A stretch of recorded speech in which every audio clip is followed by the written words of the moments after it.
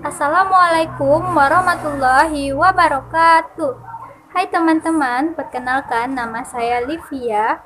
Dalam video ini saya akan menjelaskan tentang puasa dan hikmahnya.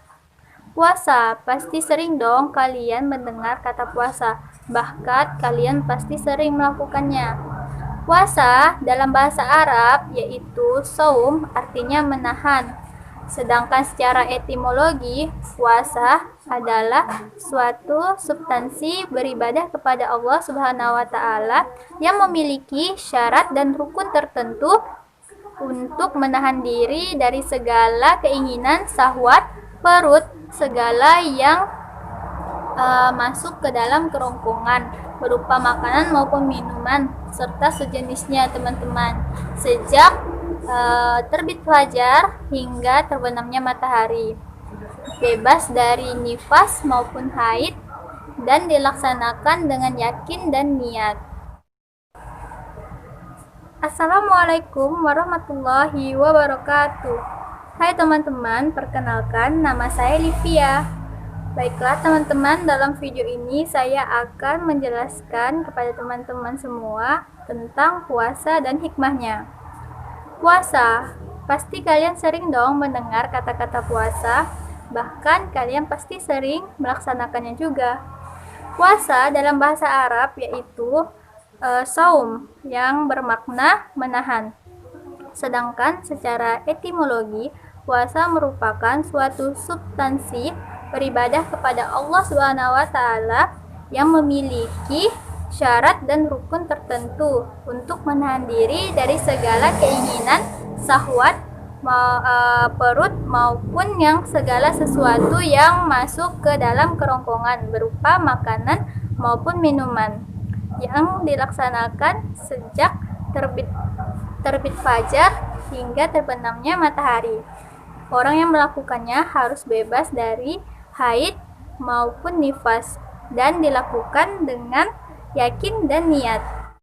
Baiklah teman-teman, puasa itu memiliki banyak macam, yaitu ada 4 macam. Yang pertama, puasa wajib, puasa sunnah, puasa makruh, dan puasa yang haram.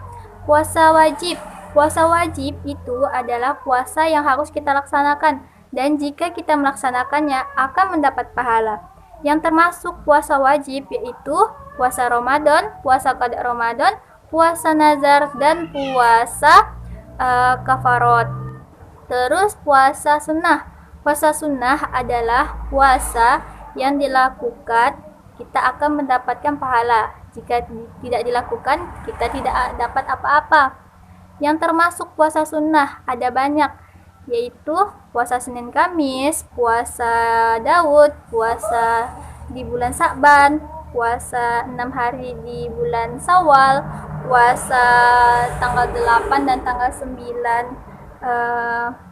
bulan Zulhijjah, puasa tanggal 13, 14, 15 di bulan Komariah, puasa tanggal 9, 10, 11 di bulan Muharram, puasa di bulan haram, dan puasa dar.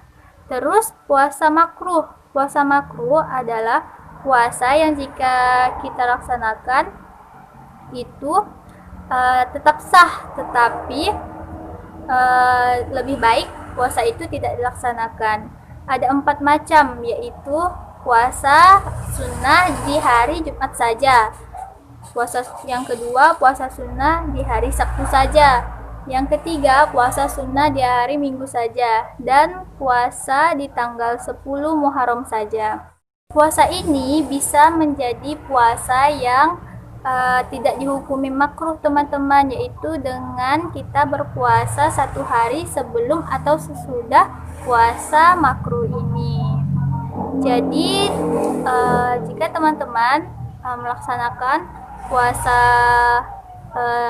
di bulan Muharram, itu teman-teman harus puasa di tanggal 9, 10, dan 11.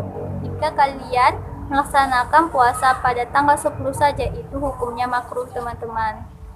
Terus puasa haram. Puasa haram yaitu puasa yang dilarang. Kita tidak boleh melaksanakan puasa itu karena jika kita laksanakan akan akan mendapat dosa. Yang termasuk puasa haram yaitu puasa 1 Syawal, kedua puasa 10 Zulhijjah, yang ketiga puasa tanggal 11, 12, dan 13 Zulhijjah. Terus yang terakhir puasa wisal. Jadi itulah macam-macam puasa ya teman-teman. Baiklah, sekarang lanjut ke syarat puasa. Syarat wajib puasa ialah baligh, terus berakal, dan kuat berpuasa. Artinya mampu berpuasa ya teman-teman. Terus syarat sah puasa yaitu beragama Islam, mumayyiz, terus suci dari haid, nifas maupun wiladah, terus dan dikerjakan dalam waktu yang dibolehkan untuk berpuasa. Terus lanjut ke rukun puasa. Rukun puasa ada 2 ya teman-teman. Pertama, niat, sesuatu yang harus disertakan dengan niat. Terus yang kedua yaitu menahan diri dari segala yang membatalkan puasa. Nah, itulah syarat dan rukun puasa ya teman-teman. Terus sunnah puasa. Sunnah puasa itu maksudnya sunnah-sunnah yang dilakukan saat kita melaksanakan puasa, yaitu mengakhiri sahur. Terus yang kedua, menyegerakan berbuka. Jadi tidak boleh kita berbuka itu kita lama-lamakan ya teman-teman. Terus memperbanyak ibadah sunnah. Terus mencegah diri dari perbuatan atau amal yang buruk. Berbicara kasar itu juga tidak boleh ya teman-teman saat bulan puasa. Terus lanjut ke hal-hal yang membatalkan puasa. Yang pertama, pastinya makan dan minum dengan sengaja. Itu tidak boleh. Itu bisa membatalkan puasa. Terus yang kedua yaitu sengaja muntah. Terus yang ketiga, berhubungan badan. Itu tidak boleh saat bulan puasa. Terus yang keempat, mengeluarkan sperma dengan sengaja. Terus yang kelima, memasukkan sesuatu ke lubang tubuh.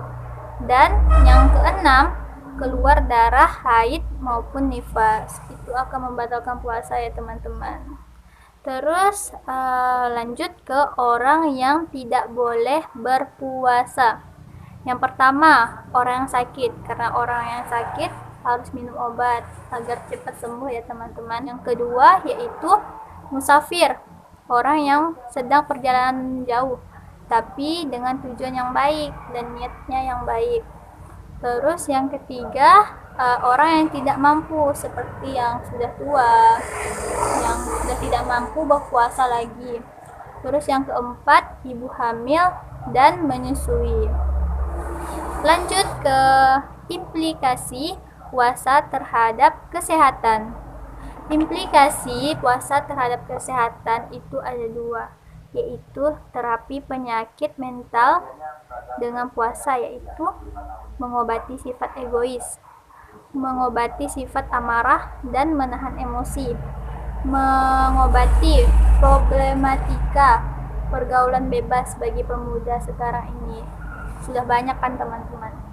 Nah, ya, terus yang kedua yaitu terapi penyakit jasmani, yaitu mengobati penyakit radang lambung. Yang kedua, mengobati penyakit kegemukan atau obesitas. Yang ketiga, penyakit gula.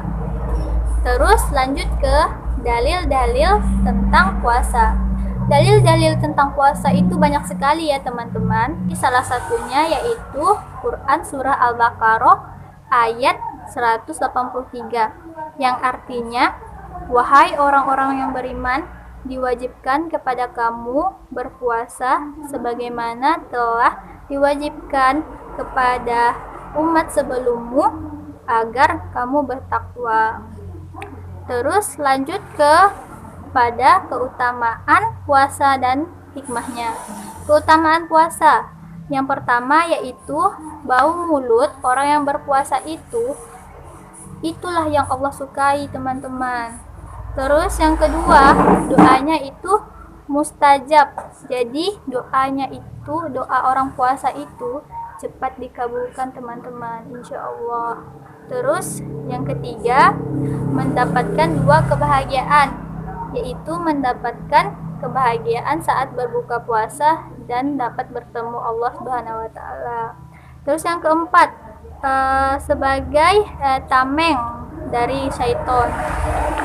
Terus yang kelima, mendapatkan ampunan dari Allah Subhanahu wa taala. Terus menjadi orang yang bertakwa dan mendapatkan surga Allah serta mendapatkan pahala khusus dari Allah Subhanahu wa taala.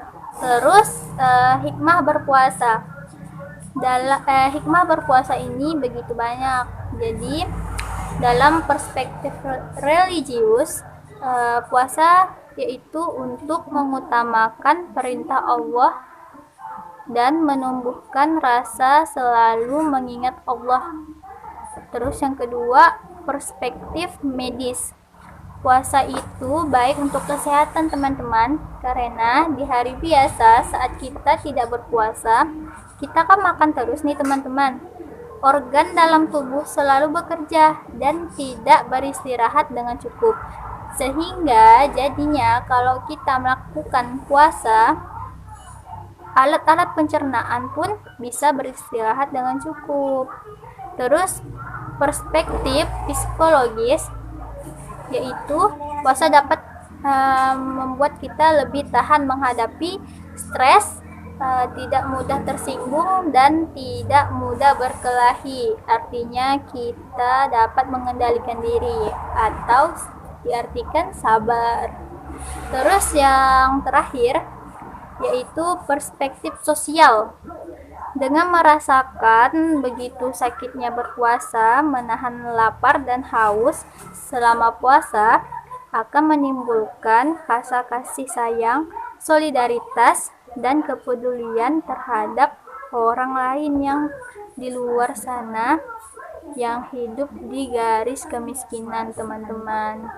Jadi teman-teman, kesimpulannya ialah berpuasa yaitu untuk memberikan kekuatan kepada manusia untuk berbuat kebaikan, kepedulian sosial yang tinggi, dan peka dalam menghubungkan setiap ibadah dengan kecintaannya kepada Allah Subhanahu wa taala. Puasa diwajibkan sejak pada umat sebelum umatnya Nabi Muhammad SAW. Terus puasa ini memiliki banyak keutamaan dan hikmahnya. Puasa merupakan amalan yang dapat menghapus dosa. Terus puasa memiliki banyak manfaat bagi kesehatan manusia teman-teman. Jadi apabila puasa dilakukan dengan aturan yang diterapkan, maka kita akan mendapatkan keberkahan puasa tersebut yang dirasakan manfaatnya bagi kesehatan jasmani maupun rohani. Jadi itu saja yang dapat saya sampaikan teman-teman. Kurang lebihnya mohon maaf. Wassalamualaikum warahmatullahi wabarakatuh.